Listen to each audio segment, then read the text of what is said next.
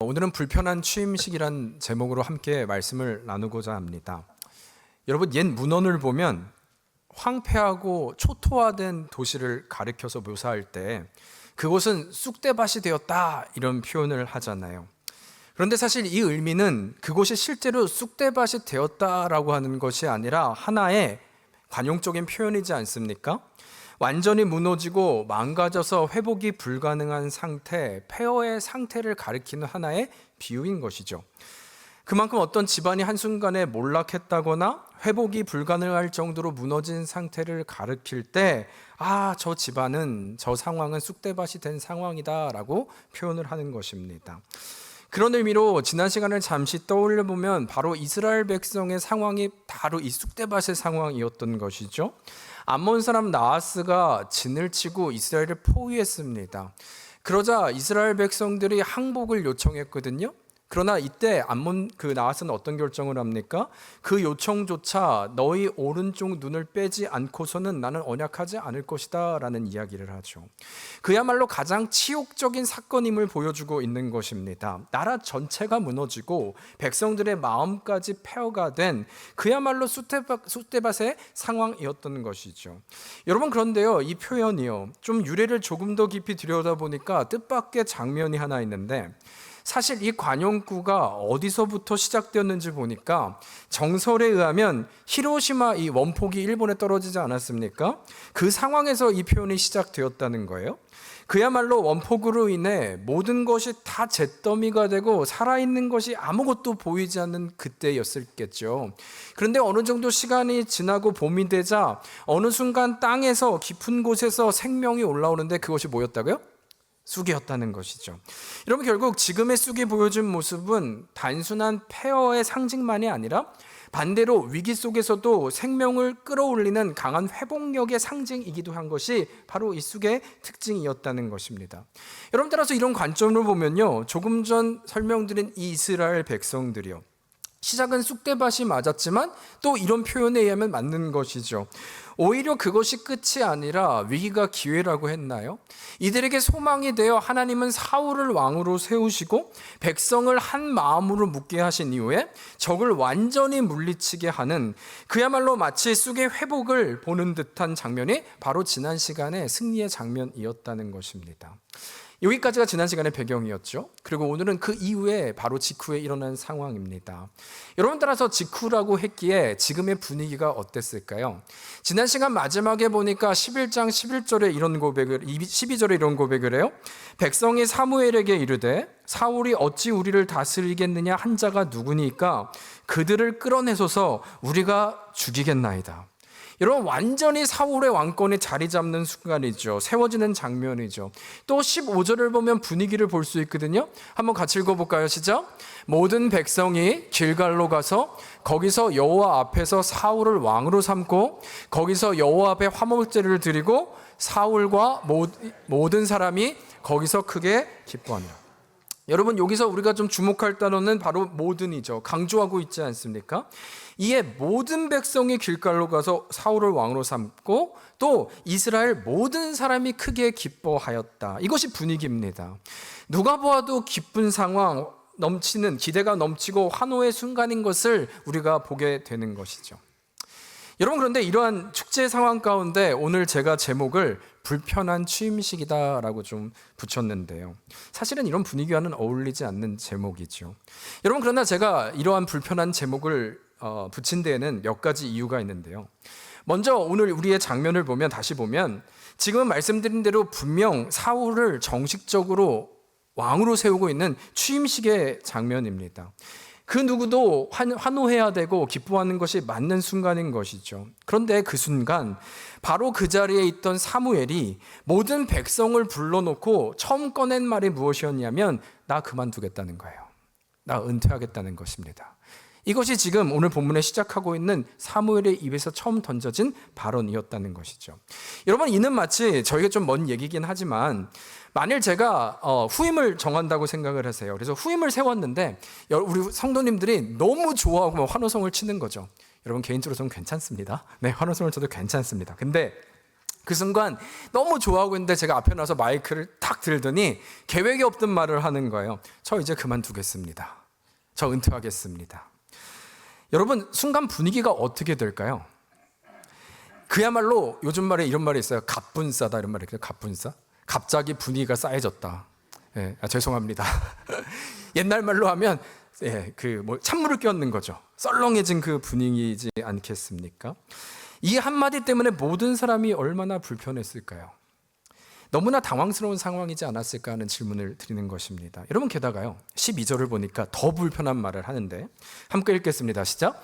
너희가 암몬 자손의 왕 나하스가 너희를 치러 옴을 보고 너희의 하나님 여호와께서는 실로 너희의 왕이 되심에도 불구하고 너희가 내게 이르기를 아니라 우리를 다스릴 왕이 있어야 하겠다 하였도다. 여러분, 지금 보이십니까?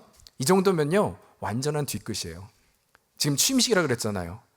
기뻐해야 될 장면이잖아요. 근데 지금 그가 무엇을 말하고 있습니까?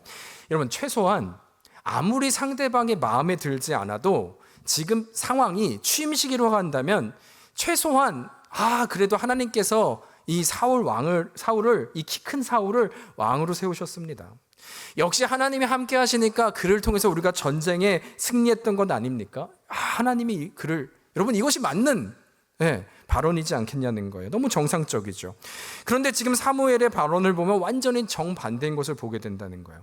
지금 이 사울을 세워진 것, 이것은 결국 하나님의 뜻이 아니었고 너희의 고집이었다는 것입니다. 그는 잘못됐다 얘기하고 있는 것이죠. 그야말로 취임식의 축제와 기대를 정면으로 뒤엎는 발언을 하는 것이 바로 사무엘의 첫 발언이었다는 것이죠. 너무나 불편한 취임식이요. 뭔가 앞뒤가 맞지 않는 지금의 상황, 또 사무엘의 반응인 것입니다. 여러분, 그렇다면 무엇일까요? 정말 사무엘은 인간적으로 말하는 시기와 질투의 화신이 되어서 지금 이렇게 뒤끝 그 반응을 보이고 있는 것일까요? 아니면 이것을 통해서 여러분과 저에게 무엇을 말씀하고 있는 것일까? 우리는 이 질문을 해야 한다는 것입니다. 여러분, 이게 먼저는 우리가 다시 좀 원점으로 돌아가서 한 가지 질문으로 시작했으면 하는데요. 여러분, 세상은 은퇴식과 취임식 중에 어디에 더 많은 관심을 가질까요?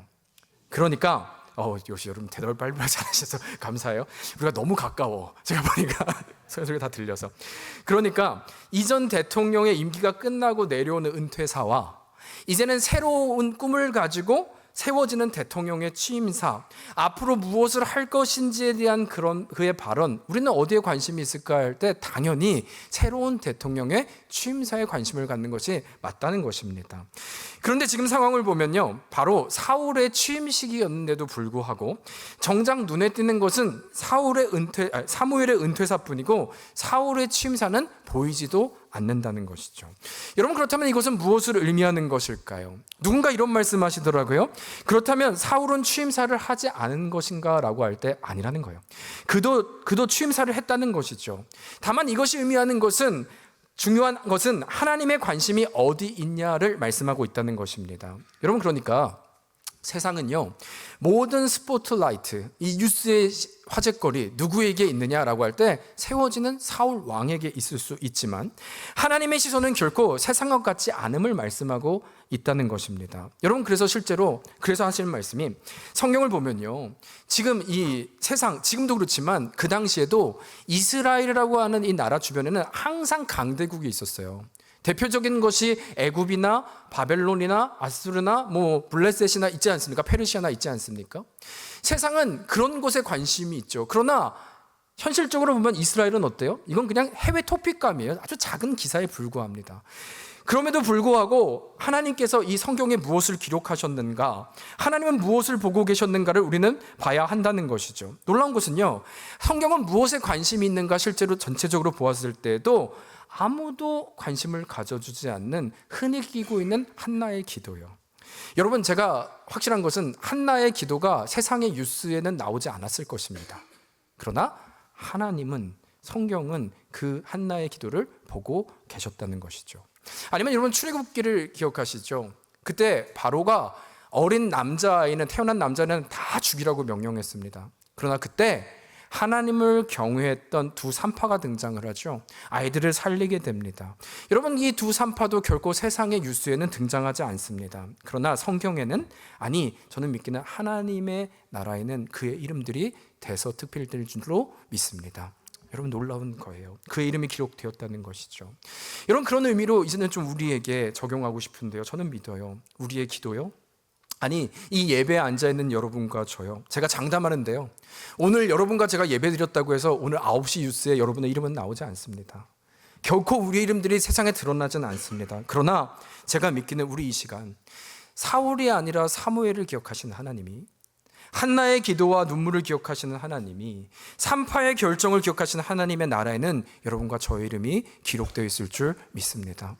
여러분 우리가 이것을 믿는 거예요. 바라기는 그래서 우리의 자리, 그 골방의 기도요, 그 믿음의 고백이요, 하나님이 우리를 기억하신다면 우리는 포기할 수 없는 것입니다. 그 하나님을 바라봄으로 주 앞에 믿는 자의 삶으로 나아가는 여러분과 제가 되기를 주의 이름으로 축원합니다. 여러분 그런가 하면요, 두 번째요, 지금의 이 사무엘, 그렇다면 왜 기록된 것인가 라고 할 때 하나님이 찾으시는 사람에 대한 우리에게 보게 하시는 반증이죠. 우리가 믿는 자로 살아갈 때 어떠한 모습인지를 깨닫게 하시고자 하는 목적이죠. 그렇다면 하나님이 찾으시는 사람, 하나님께 기억되는 인생은 누구인가 라고 할 때 오늘 말씀은 너무나 분명한 메시지를 주고 있어요. 그 첫 번째는 무엇이냐면 하나님이 찾으시는 사람은 하나님의 말씀으로 살아내는 자임을 우리에게 분명히 보여주신다는 것입니다. 진리의 말씀만이 기준이 되어 살아내고 있는 자라는 거예요. 여러분 3절 한번 볼까요? 3절, 이것이 바로 우리 사무엘이 처음 발언한 내용인데요. 같이 읽겠습니다. 시작. 내가 여기 있나니 여호와 앞에와 그의 기름 부음을 받은 자 앞에서 누구의 나귀를 빼앗았느냐? 누구를 속였느냐? 누구를 압제하였느냐? 내 눈을 흐리게 하는 뇌물을 누구의 손에서 받았느냐? 그리하였으면 내가 그것을 너희에게 갚으리라. 여러분 지금 보면요, 말씀드린 대로 사무엘이 처음 입을 떼자마자 한 발언인데 한마디로 정리하면 나는 하나님 앞에서 정직히 행했다라고 말을 하고 있는 것입니다. 여러분 그렇다면 지금 이 사무엘의 첫 발언이요, 이 의미는 나는 그만큼 도덕적이고 윤리적인 사람이었음을 증명하고 있는 것일까요? 이것을 드러내기 위해서 한 말일까요? 그래서 너희들 다 내가 이거 했던 것 인정하지? 나는 칭찬받아 마땅해. 이것을 반증하기 위해서 사무엘은 이 고백을 하고 있는가? 이것이 목적이었는가 하는 것입니다. 여러분 그러나 제가 이 말씀을 여러 번 묵상하면서 저에게 좀 떠오른 한 가지가 있다면 이 정직의 반대말은 거짓이잖아요. 어떤 의미냐면 물론 그의 정직한 삶을 증명하고자 하는 목적도 있지만 동시에 하나님을 대적하는 모든 시작이 바로 이 거짓에서 비롯됐다는 것을 이스라엘 백성들로 깨닫게 하고 너희들은 무엇을 붙들고 살아가야 되는지를 알려주기 위한 목적이었다는 것입니다. 조금 더 보충 설명을 드리면요, 여러분 성경을 보면 실제로 인간의 타락과 뗄래야 뗄 수 없는 것이 바로 이 거짓인데 이 거짓이 시작이 어딘지를 보면 아담까지 거슬러 올라가요. 여러분 뱀이 사탄이 무엇으로 하와를 유혹하냐면 창세기 3장에 우리가 잘 아는 말씀이죠. 하나님의 말씀을 왜곡해요. 창세기 3장 1절에 보면 하나님이 참으로, 뱀의 얘기입니다, 하나님이 참으로 너희에게 동산 모든 나무의 열매를 먹지 말라고 하시더냐? 뭐가 잘못됐어요? 모든이죠. 하나님은 뭐만 먹지 말라 그랬어요? 선악과. 여러분 하나님은 선악과에 대한 말을 하셨는데 이것을 왜곡해서 거짓으로 유혹하고 있는 장면인 것입니다. 아니면 4절도 동일해요. 하나님은 선악과를 먹으면 너희는 정령 어떻게 된다고요? 죽으리라 하셨는데 뱀은 너희가 결코 죽지 아니하리라 라고 말을 하는 것이죠. 즉 바로 이것이 바로 이 거짓이 인류의 타락을 시작하게 된 동기와 본질임을 보게 된다는 것입니다. 여러분 아니면 나중에 이스라엘 백성들이 출애굽을 하죠. 그리고 광야에서 생활을 하게 되는데 이때 몇몇의 배후 세력이 조직적으로 사람들을 선동합니다. 그러더니 목적이 있었는데 바로 모세를 탄핵하고 우리가 다시 애굽으로 복귀하자라는 것이었죠. 목소리를 내기 시작했다는 거예요. 그리고 이 사람들이 그 선동에 많이 움직이기 시작합니다. 근데 이때도 이 힘의 근원이 무엇이었는가 보면 민수기 11장 5절이에요. 한번 보시겠어요? 이들이 무엇을 얘기하는지 읽겠습니다. 시작. 우리가 애굽에 있을 때에 값없이 생선과 오이와 참외와 부추와 파와 마늘들을 먹은 것이 생각났거든. 여러분 만일 이 이스라엘 백성들의 내용을 모르는 사람들이 이들의 고백만 들었다면요, 마치 이스라엘 백성들은 저 애굽에서 상류층 생활을 했구나라고 여길 수 있는 구절입니다. 그렇지 않습니까? 그러나 그들의 신분은 뭐였어요? 철저한 노예였던 것이죠. 애굽에 언제 이들이 값없이 생선과 오이와 참외와 부추와 파와 마늘을 먹었습니까? 그런 적은 없습니다. 실제로 출애굽기 2장 23절을 보면 하나님께서 이들을 구원한 이유가 나오는데, 그 고백에 보면 하나님께서 그들의 고된 노동으로 탄식하여 부르짖는 소리를 들으셨다라고 말을 하고 있죠. 여러분, 그렇다면 그들은 고생한 겁니다. 잘 먹지 못한 것입니다. 거짓의 영을 말하고 있는 것이죠. 조작된 기억이 누군가의 입을 통해 전해지고 그것이 믿게 된 순간 어김없이 무너진 그 상황을 말하고 있다는 것입니다. 여러분, 그러나 지금 반면 이 사무엘이요, 그는 지금 정반대의 길을 말하고 있는데, 조금 전 자신의 정직성을 주장했던 그 항목들의 의미를 보면 여러분, 자신의 감정을 얘기한 것이 아니라 철저하게 하나님의 말씀에 나는 의존하여 나를 살렸다를 얘기하고 있거든요. 어떤 얘기냐면, 첫 번째 그가 얘기한 것이 이거예요. 내가 누군가의 소나 나귀를 빼앗은 적이 있느냐. 여러분, 이것은 그 당시에 같은 우리의 힘든 상황임에도 고리업을 하고 남의 재산을 빼앗은 일이 있었다는 것이죠. 그런데 출애굽기 23장 4절과 5절을 보면 소나 나귀는 그 집의 재산과 생활 기반이기에 빼앗지 말라라고 말씀하세요. 5절은 이거죠. 내가 만일 심지어 너를 미워하는 자의 나귀가 짐을 싣고 엎어진 것을 보거든 너는 그를 돕기를 삼가 짐을 벗겨주라. 아무리 미워도 어떻게 하라는 거예요? 생활 기반의 그 일 도와주라 해야 된다라고 하나님의 말씀, 명령이라는 것입니다. 결국 사무엘은 하나님의 기준, 그 말씀대로 살아낸 존재, 그 승리한 존재임을 내가 지금 나타내고 있는 것이죠. 두 번째, 또 내가 누구를 속였느냐. 여러분, 십계명에 보면 뭐가 있어요? 거짓 증거하지 말지어다. 말씀을 지키고 붙들고 산 인생, 또 뇌물을 받지 않았다. 신명기 16장 19절에 보면 뇌물을 받지 말라. 뇌물은 지혜자의 눈을 어둡게 하고 의인의 말을 굳게 하였느니라. 여러분, 결국 이 모든 것은 내가 무엇에 의지하여 살아왔는지를 보여주고 있는데, 내가 저 어둠의 권세에 무릎 꿇지 않게 된 힘, 그 능력, 거짓에 속지 않고 오늘을 살아 지금 이곳까지 오게 된 능력은 바로 나의 말이나 감정이 아니라 하나님의 신실하심, 선하신, 완전하신 하나님의 뜻이 나는 무엇인지 알게 그 말씀을 붙잡고 나아갔던 것, 이것이 나를 살렸고 이곳까지 우리를 인도하셨다고 하는 그 확증을 말해주고 있는 것이죠. 때로는 이해되지 않아도 하나님은 완전하시기에, 여러분, 완전하신 분은 완전한 것밖에 나올 수 없다고 했죠. 그의 말씀은 완전한 것입니다. 이것을 믿게 나는 이 자리에 나왔다. 그리고 또한 너희도 그 말씀을 의지할 때 살아낼 수 있음을 말씀하고 있다는 것입니다. 여러분, 따라서 이것을 통해서 우리가 기억해야 되는 것은요, 우리의 전쟁이 어떤 전쟁인지를 여러분과 저는 분별해야 된다는 거예요. 여러분, 얼마 전 제가 토요일 새벽에도 이런 말씀 드렸는데, 하나님께서 여리고성을 돌게 했잖아요. 여리고성을 하루에 한 바퀴씩 돌고 마지막에 7바퀴 돌아라. 그러면 승리할 것이다. 여러분, 이 자체도 이해가 되지 않죠. 이 자체도 말이 됩니까? 그런데 그것뿐만 아니라 하나님이 이 성을 돌 때 한 가지 더 이해할 수 없는 명령을 하시는데, 바로 여호수아 6장 10절입니다. 우리 같이 읽을까요? 시작. 여호수아가 백성에게 명령하여 이르되 너희는 외치지 말며 너희 음성을 들리게 하지 말며 너희 입에서 아무 말도 하지 말라. 그리하다가 내가 너희에게 명령하여 외치라 하는 날에 외칠지니라. 여러분, 지금 성을 도는데 하나님께서 한 가지 명령을 더하시죠. 그것은 성을 도는 것뿐만 아니라 도는 동안 너는 외치지도 말고 음성을 들리게도 말고 너의 입에서 아무 말도 내지 마라. 즉, 그 입을 다물라, 그 입을 다물라 라고 말씀하고 있는 것입니다. 여러분, 그 이유가 무엇인가 할 때 하나님은요, 여러분과 저를 너무나 잘 아시는 것이죠. 왜? 우리가 그 입을 떼는 순간 우리 입에서 나올 것들을 너무 정확히 아시는 것입니다. 어떨까요? 지금 도는 것도 이해가 되지 않는데 돌 때 우리의 입이 도는 순간 우리의 입이 떨어질 때 우리는 온갖 의심과 불평과 부정과 어떤 거짓의 말이요. 여러분, 누군가 이런 말 하지 않겠습니까? 아니, 근데 이걸 돈다고 벽이 무너질 수 있단 말이야? 둘째 날이 됐어요. 아니, 어제는 그렇다 쳐도 오늘 정도면 금이 가야 되는 거 아니야? 아무런 변화가 없는데 이렇게 돈다고 한다고 우리가 정말 승리할 수 있는 거야? 아니, 정말 일을 한다고 감당이 되겠어? 가능하겠어? 여러분, 말은 또 전염성이 있잖아요. 그 말을 듣는 사람들이 막 동조하고 선동되는 거죠. 조금 전 이스라엘 백성들처럼. 그러면서 얘기하는 겁니다. 너 내일도 나올 거야? 너 나올 거야? 아니, 저 여호수아를 믿을만 한 건가? 여러분, 온갖 의심과 부정적인 것. 놀라운 것은요, 하나님은 이런 우리를 정확히 아셨다는 것이죠.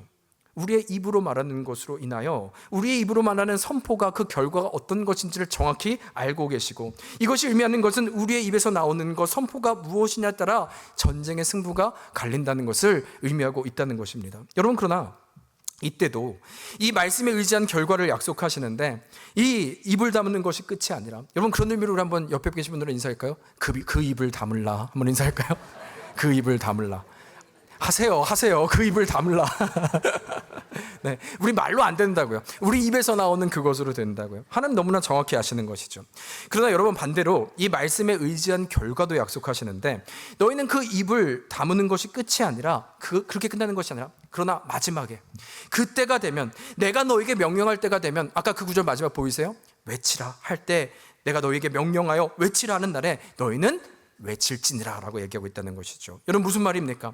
너희의 전쟁은 너희의 말이 아니라, 너희 생각이 아니라, 그러나 믿음으로 하나님의 말씀에 거하고, 입을 다물라면 입을 다물고, 생각을 나누지 말라면 나누지 말고, 음성을 들리게도 아무 말도 내지 말라면 그 말씀에 순종하여 나아가는, 그때 우리의 현상으로 이해할 수 없지만 하나님의 때가 되어 하나님의 외치라고 하는 날에 그 끝에 우리 또한 외치게 될 것을 약속하고 있다는 것입니다. 이것이 하나님의 방법이라는 거예요. 여러분, 저는 믿습니다. 우리에게 외치라 하실 그때 우리에게도 믿음으로 이 말씀으로 나아가는 자들에게 환호성 칠 수 있는 능력과 은혜와 때를 더하여 주실 줄 믿습니다. 여러분, 그래서 말씀이 우리에게 승리기를 약할 때 우리가 잘하는 말씀이요, 시편 119편 105절 뭡니까? 같이 믿음으로 고백해 볼까요? 시편 119편 105절 함께 고백합니다. 시작. 주의 말씀은 내 발의 등이요 내 길의 빛이니이다. 믿으십니까? 그 말씀이 믿어져 우리가 하나님의 말씀 가운데 살아내는 여러분과 제가 되기를 주의 이름으로 축원합니다. 여러분, 그런가 하면 이제 마지막인데요, 또 한 가지, 우리가 바로 이 하나님의 말씀을 붙잡고 살아가는 주님의 자녀라면 한 가지를 더 기억해야 되는데요, 그 정체성은 바로 진리의 말씀으로 공동체를 품고 함께 책임지는 사람이 되어야 한다는 것입니다. 여러분, 우리가 다시 좀 본문으로 돌아가면요, 이제 우리가 이 말씀의 기준을 둔 사람 사무엘이죠. 담대한 선포를 한 가지 더 보게 되는데, 먼저는 제가 첫 번째 말씀드렸죠. 굉장히 불편한 선포였습니다. 하나님은 너희의 왕이 되심에도 불구하고 너희는 왕을 구했지 고집스럽게. 그것은 하나님의 뜻이 아니야. 아주 직설을 날렸습니다. 근데 또 한번 17절을 보면요, 이제는 조금 더 강하게 얘기를 해요. 네, 한번 같이 읽을까요? 시작. 오늘은 밀 거두는 때가 아니냐? 내가 여호와께 아뢰어 우레와 비를 보내사 너희가 왕을 구한 일 곧 너희가 여호와의 목전에서 범한 죄악의 큼을 너희에게 알게 하리라. 여러분, 다시 말하면 지금 사무엘이 말하고 있는 이 직설은 너희가 범한 죄악으로 인하여 지금은 밀 거두는 때가 아니냐, 이 말은 뭐냐면, 여러분, 밀 거둘 때는 건기거든요. 그럼 비가 안 오죠. 근데 이 죄악으로 인하여 너희는 너 뭘 보게 되느냐, 이제 이 건기 가운데 우레와 비를 내려 너희가 범죄함을 보게 될 것이다 라고 하는 저주를 말하는 거예요. 그리고 실제로 그 일이 일어납니다. 여러분, 그러나 주목해야 될 것은, 제가 이 상황은요 굉장히 억울한 말이에요. 왜냐하면 한번 생각해 보시겠어요? 만일 지난주 이 나하스와의 전쟁에서 이스라엘 백성이 졌다고 한다면, 완전히 참패했다고 한다면, 이 말은 굉장히 리즈너블합니다. 힘이 실립니다. 이런 거잖아요. 거봐라, 니들 하나님의 뜻이 아닌데 왕을 그렇게 구하니까 전쟁해봤자 이게 되겠어? 실패하고 패배하잖아. 하나님께 회개해라, 돌아오라. 기승전결이 딱 맞지 않습니까? 근데 지난 시간 어떻게 됐다고요? 사울 왕을 세우고 전쟁을 했는데 승리했다고요. 여러분, 승리했다는 말은 지금 평화롭다는 얘기입니다. 심지어 지금은 그래서 그를 기리기 위한 취임식이라고요. 그런 의미에서 지금 이 말은 어울려요? 어울리지 않아요? 전혀 어울리지 않는 말이죠. 결국 또 한 번 사무엘은 지금의 상황과 어울리지 않는 불편한 말을 하고 있는 것입니다. 여러분, 그런데요, 이때 아주 놀라운 일이 일어나요. 바로 19절인데요, 제가 읽겠습니다. 모든 백성이 사무엘에게 이르되 당신의 종들을 위하여 당신의 하나님 여호와께 기도하여 우리가 죽지 않게 하소서. 우리가 우리의 모든 죄에 왕을 구하는 악을 더하였나이다. 상황은 말이 안 되고 논리도 이해가 안 되는데 주의 말씀이 가감없이 선포되자, 이 진리가 선포되자 이들이 회개하기 시작했다는 것입니다. 여러분, 저는 우리에게 주시는 메시지가 있다는 생각이 들어요. 좀 두 가지인데요. 먼저는 우리가 좀 분별해야 될 것이 있는데, 여러분, 진정한 회개와 또 이 회복의 사건은 언제 일어나는가 할 때 결코 귀에 좋은 말이나 감정적인 위로를 통해서는 일어나지 않는다는 것입니다. 여러분, 이것을 우리가 분별해야 한다는 거예요. 그러나 언제 회복되느냐? 하나님의 말씀이, 이 진리의 말씀이 가감없이 선포될 때. 여러분, 하나님의 말씀은 성령에 감동된 것으로 교훈과 책망과 바르게 함과 의로 교육하기에 유익한 줄 믿습니다. 그 말씀이 들려질 때, 누군가의 입에서 들려지는 그 말씀에 가감없이 우리 영을 향해서 쪼개기 시작할 때 회개의 역사는, 회복의 역사는 시작되고 있음을 바로 말씀하고 있는 것이죠. 여러분, 따라서 그렇다면 우리의 자리요, 진리를 믿는 우리의 자리는 무엇인가를 할 때 우리는 모호함을 믿는 존재가 아닙니다. 예수 그리스도가 길이요 진리요 생명 되신 줄 믿는다면, 그분의 뜻을 우리가 볼 때 우리는 예해야 할 때 예할 줄 아는 인생, 아니라고 할 때 아니요라고 할 수 하는 인생, 그것이 바로 우리의 신앙 고백이 되어야 한다는 것입니다. 여러분, 이것이 우리가 선포할 때, 이 믿음의 고백으로 오늘 살아내기 시작할 때 회개의 영과 회복의 영을 더하여 주실 줄 믿습니다. 그 믿음의 고백 앞에 담대하게 나가는 여러분과 제가 되기를 주님의 이름으로 축원합니다. 여러분, 그러나 동시에 여기서 더 중요한 거예요. 한 가지를 또 봐야 되는데, 이 직설을 했던 사무엘의 마지막 고백을 우리는 주목해서 봐야 합니다. 제가 23절 먼저 읽겠습니다. 나는 너희를 위하여 기도하기를 쉬는 죄를 여호와 앞에 결단코 범하지 아니하고 선하고 의로운 길을 너희에게 가르칠 것인즉, 함께 읽을까요? 너희는 여호와께서 너희를 위하여 행하신 그 큰 일을 생각하여 오직 그를 경외하며 너희의 마음을 다하여 진실히. 여러분, 이 고백은 이제 사무엘이 무대 뒤로 사라질 유언과 같은 말입니다. 그리고 이 말을 하고 더 이상 사무엘은 보이지 않습니다. 내용을 보면 나는 너희를 위하여 기도하기를 쉬는 죄를 여호와 앞에 결단코 범하지 아니할 것이다 라는 내용입니다. 여러분, 결국 진정한 사랑이 무엇인가라고 할 때 먼저는 하나님의 말씀이 때로는 아파도 그 진리를 믿고 있는 우리가 선포해야 되는 것입니다.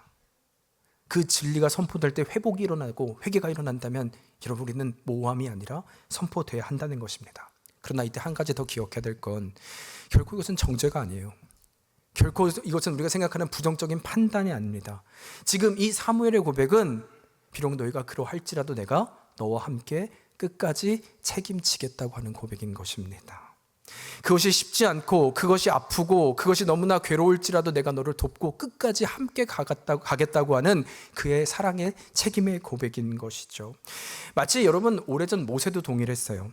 이스라엘 백성들이 시내산에 올라가 있는 동안 하나님을 배신하고 금송아지를 만들었을 그때요, 하나님이 그들을 용서하지 않겠다고 할 때 모세는 도망가지 않고 이런 고백을 하는데, 출애굽기 2장 31절입니다. 모세가 여호와께로 다시 나아가 여짜오되 슬프도소이다. 이 백성이 금신을 만들고 큰 죄를 범하였나이다. 그러나 그것이 끝이 아니었어요. 회개하고 자백했지만 32절 읽겠습니다. 시작. 그러나 이제 그들의 죄를 사하시옵소서. 그렇지 아니하시오면 원하건대 주께서 기록하신 책에서 내 이름을 지워 주옵소서. 여러분, 어떤 고백이요? 죄악을 인정합니다. 주님, 우리가 잘못했습니다. 진리를 선포합니다. 그러나 그것이 끝이 아니라, 그래서 저들은 답이 없습니다가 아니라, 주님, 그러나 그것을 제가 끝까지 품겠습니다. 끝까지 책임지겠습니다. 이 진정한 사랑을 보여주고 있다는 것이죠. 여러분, 그런 의미에서 저는 이 땅의 교회가 약해진 이유가 무엇일까를 다시 한번 좀 질문하게 돼요.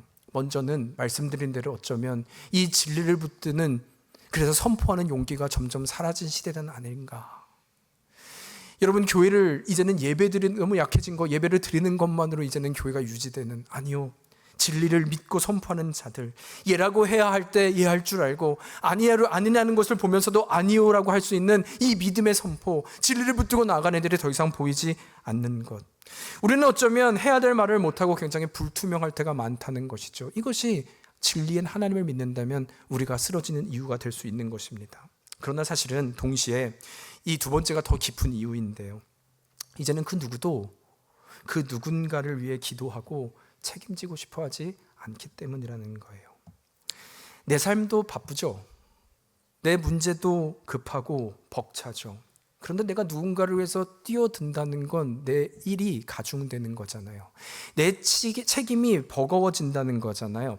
여러분, 누군가를 기도한다는 것은 그냥 내 입으로 한다는 것이 아니라 그 문제를 함께 짊어지겠다고 하는 지금 사무엘과 모세의 고백을 하고 있는 것입니다. 어떻습니까? 여러분, 내가 그 사람의 짐을 짊어진다고 하는 건 너무 무겁지 않아요? 부담스럽지 않습니까? 두려운 일이죠. 그러다 보니까 복잡한 이 세상, 그냥 관계는 이렇게 하는 거죠. 격려하는 거죠. 위로하는 거죠. 그럼 관계자라고 난 좋은 사람이니까, 난 신앙생활 그렇게 하는 거니까 그것으로 만족하는 일이 너무나 많다는 것입니다. 아니, 세상에 말하는 지혜는 담을 쌓고 경계선을 두고 바운더리를 치고 그냥 그렇게 사람 관계 좋은 걸로 끝나면 되는 것 아닙니까? 그것이 이 땅의 우리들의 모습이지 않냐는 것입니다. 여러분, 그러나 우리가 다시 한번 기억할 때, 하나님의 진정한 회개와 회복은 언제 일어나냐고 할 때, 여러분, 그것은 세상이 말하는 격려와 위로의 말이 아니라 하나님의 말씀이 진리임을 믿는다면 그것을 우리가 나눌 수 있는 용기가 필요하고, 그러나 용기 위에 내가 함께 일어나 돕고 그 문제로 씨름하고 함께 책임진다고 하는 이 고백, 함께 짊어지고 책임지는 인생, 하나님께서는 그를 통하여 회복하시겠다 약속하시니까 그 누군가는 그거를 뛰어들어야 되지 않을까, 이 얘기를 하고 있는 것입니다. 여러분, 그것이 저는 여러분과 제가 되었으면 좋겠어요. 힘든 것 알죠? 요즘 남의 인생 그것을 짊어지는 삶이 어디 있습니까? 그러나 그럼에도 하나님의 나라는 그것을 통해서 회복된다면 여러분, 누군가는 그 기도를 쉬지 않는 그 자리에 나아가야 되지 않겠습니까? 여러분, 말씀을 마치면서 저는 이스라엘 백성들을 좀 이해해 보기로 했습니다. 어쩌면 이들이 왕을 이토록 원했던 이유는 고통 때문은 아니었을까 하는 거예요. 그러니까 매일 이들의 삶은요, 블레셋이나 암몬에게 시달렸던 인생이죠. 내일을 모르고 항상 고통성에서 두려워하고 내 가정을 지켜야 되는 이 불안함이요, 연약한 삶이요, 어쩌면 보이지 않는 하나님보다 당장의 해결책을 찾고 싶은 연약함이지 않습니까? 하나님, 나에게 힘을 주셔서 이 고통에서 좀 벗어나게 해달라는 그들의 외침인 것이죠. 마치 우리의 인생의 문제요, 동일하지 않습니까? 매일의 고통이 너무나 힘드니까 하나님, 나에게 알겠는데, 하나님 살아계신 거 알겠는데 해결책을 달라고, 문제를 풀게 해달라고 하는 우리의 고백과 너무 유사하지 않냐는 것입니다. 여러분, 만약 이것이 맞다면 저는 그들을 이해할 수 있습니다. 이것이 만약 우리의 부르짖음이라면 저는 충분히 공감할 수 있습니다. 그러나 이때 하나님이 말씀하시는 거예요. 우리의 자리는 어디인가 하면, 그 누군가 이 연약함, 고통으로 힘들어하는 그때 우리의 자리는, 아유, 인생은 그렇지, 너도 힘드냐 나도 힘들다가 아니라, 그 누군가는 그를 위해서 뛰어들어 쉬지 않고 기도를 쉬는 죄를 범하지 않기로 결정하는 그들, 그것을 통해서 하나님의 회복을 약속하고 있다면, 그것을 통해서 오늘 메시지를 우리에게 주고 있다면, 우리의 결단은 내가 은혜 받았어, 내가 오늘 좋았어가 아니라, 그리하여 내가 저 인생에 책임지고 기도를 쉬는 죄를 범하지 않겠다고 하는 누군가의 결단이 필요한 것, 그리고 그 결단을 통해서 하나님이 이루시고 완성하시겠다는 약속을 붙들고, 그 약속을 붙들고 그 말씀을 붙들고 누군가는 살아가는 것, 이것이 여러분과 저에게 주시는 메시지라는 것입니다. 저는 믿습니다. 그때 우리에게도 동일하게 회개와 회복의 영을 더하여 주실 줄 믿습니다. 여러분, 이게 공동체예요. 여러분, 그래서 우리는 혼자 예배드리지 않고 모여서 예배해요. 누구는 피를 흘리고 있으니까, 누구는 쓰러져 있으니까. 여러분, 어쩌면 이것은 여러분과 저에게 도전이 되는 건 기도를 쉬는 죄를 범치 않는 것, 그 음성과 메시지를 주는 영혼을 보게 하시는 이유가 아닐까라는 생각이 듭니다. 저는 믿습니다. 우리 한 명 한 명이 주의 이름 앞에 내가 기도하겠습니다, 내가 뛰어들겠습니다 고백하는 것. 한번 인사할까요? 제가 섬기겠습니다. 한번 인사할까요? 제가 섬기겠습니다. 이 옆에 계신 분한테 제가 품겠습니다. 한 번 더. 제가 품겠습니다. 역시 결단엔 소리가 안 나요. 부담스럽죠. 네. 여러분, 그러나 부담스러운 건 저도 그래요. 저도 그래요. 근데 여러분, 우리가 한번 하나님이 주신 마음이 있다면, 이런 감동이 있다면, 오늘 우리 식사하면서 한번 도전해 보면 어떨까요? 내가 무슨 다 책임진다는 얘기냐? 이번 한 주만 제가 한번 기도해 보겠습니다. 혹시 기도 제목을 또 알아야 쉬워하잖아요, 여러분. 기도 제목은 안 묻고 제가 기도하겠습니까? 뭘 기도하시겠어요? 한번 식사하시면서 혹시 제가 기도할 내용이 있습니까? 여러분, 그런 테이블에 하나님의 은혜가 있을 줄 믿습니다. 저는 믿습니다. 우리의 이 고백과 공동체가 될 때 이건 하나님의 공동체, 회복의 공동체, 은혜의 공동체로 허락하실 줄 믿습니다. 그 하나님의 놀라운 고백과 능력이 저희 교회뿐만 아니라 이 땅에 하나님이 메시지를 주시는 모든 교회에 임하기를 우리 주 예수 그리스도 이름으로 축원합니다. 여러분, 그런 마음으로 함께 우리 찬양할까요?